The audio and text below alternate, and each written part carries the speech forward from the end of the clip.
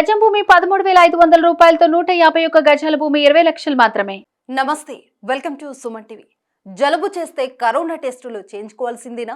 జలుబు ఉన్నవారికి కరోనా సోకినట్టేనా? కరోనాకి జలుబుకి మధ్య తేడాలేంటి?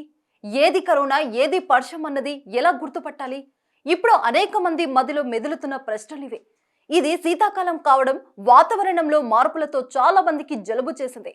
అయితే కొత్త వేరియంట్ JN1 వేగంగా విస్తరిస్తుంది. దీంతో జలుబు ఏదో కరోనా ఏదో అర్థం కాక ఎక్కువ మంది టెన్షన్ పడుతున్నారు. అయితే జలుబు ఉన్న ప్రతి ఒక్కరూ కరోనా టెస్టులు చేయించుకోవాల్సిందేనా అనే భయం అందరిలో కలుగుతుంది.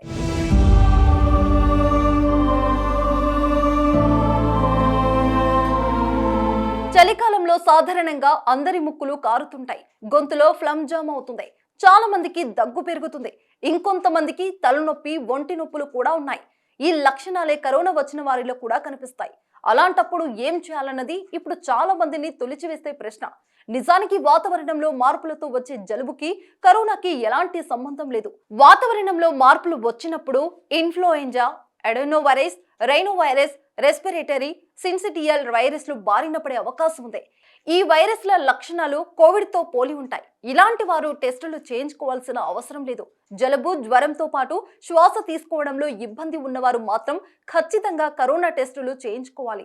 అంతేకాదు, ఇప్పటికే శ్వాసకోశ వ్యాధి లేదా నిమోనియా ఉన్నవారు కూడా కరోనా టెస్టులు చేయించుకోవడం బెటర్. మాస్కులు ఎవరు ధరించాలి? దగ్గు, తుమ్ములు ఉన్న వారంతా మాస్కులు ధరించి తీరాల్సిందేనా అంటే కొన్నిసార్లు తప్పదు అంటున్నారు వైద్యులు. ఇప్పుడు బయటపడ్డ JN1 వేరియంట్ చాలా వేగంగా విస్తరిస్తుంది. సింగపూర్ వంటి నగరాల్లో అయితే ఎవరి అంచనాలకు అందని విధంగా ఈ వైరస్ వ్యాపిస్తుంది. మన దేశంలో కేరళలో JN1 వైరస్ ప్రభావం అధికంగా కనిపిస్తుంది.